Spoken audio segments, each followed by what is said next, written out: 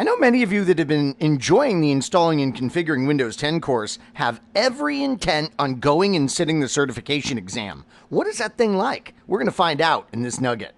So first up, how do you get registered for the thing? Well, just go to Google and search on MCSA Windows 10. And the very first link, or at least top 3 links, are going to be from Microsoft, and that's the one you want to hit. On that page, you'll see there's a button for the 70698 exam. Go ahead and hit that button. It'll ask you to refresh or confirm some information about you with Microsoft. If you haven't registered with Microsoft before, go ahead and take care of that. And then you'll be redirected over to the Pearson page where you're actually going to choose a testing center and choose a time that is convenient for you. One quick note about that, by the way. If you're not a morning person, don't schedule for the morning. If you're a, later in the afternoon person, that's when you would want to target your exam, of course. You can expect 120 minutes to take this test. You can expect about 58 questions, and you can expect a passing score of about 700.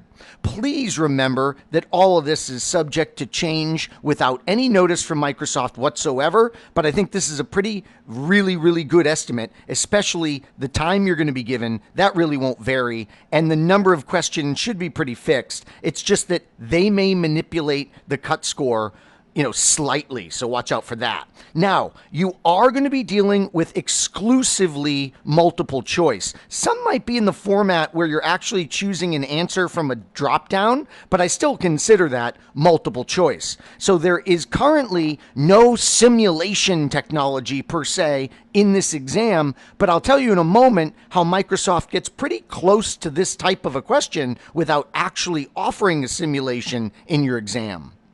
One of the most common question types that you're going to face is you're going to have your exam interface here. And by the way, there will be the ability, there'll be a button that's going to allow you to go back and forth. This is really cool. You could end all 58 questions and then you could go back and you could review your responses to all of those. Sometimes it could happen that one question actually answers another question, and you would be able to take advantage of this by literally moving back and saying, oh yeah, now I know the answer to that question based on another question. It's also great if you have extra time in the 120 minutes, and you should. I don't think this is too long of an exam by any stretch. You can go back and you can, check over things, sanity check the responses that you have to questions.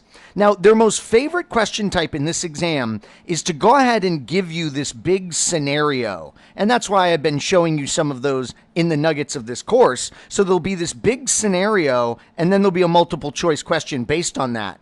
Then when you click next and you go to the next question, it's the exact same scenario information. It's just a different multiple choice. You click next, same exact scenario information, but a different multiple choice. They may do this as much as like 5 or 6 times, give you the exact same scenario information, but a different multiple choice. What's great about this is, of course, is that you don't need to fully read that every time. Read it once very carefully and then just quickly reference it based on the multiple choice question that you're working with. Please don't be intimidated by these scenario style questions. When you really look at what they're asking based on the scenario information, you're going to find some of these questions are unbelievably simple. You just need like one little piece of information in the scenario in order to adequately answer the multiple choice presented. Now, remember a moment ago I told you that sometimes it almost feels like you're in a simulation? Yeah, that's because of another cool thing that Microsoft is going to do, and that is to use these little tabs in the interface. And what the tabs are doing is you'll have one that will present, for instance, the question. Then you'll have another one that will show you the graphical user interface, maybe even multiple screens in the graphical user interface of Windows 10, then maybe another one to give you like command line output. So you've got to be inside the GUI, you've got to be looking at CLI output in order to solve that multiple choice question. So it's not a true simulation. You're not in the Windows 10 interface opening and closing windows and checking and unchecking radio buttons, but it feels very, very similar to that the way it's presented.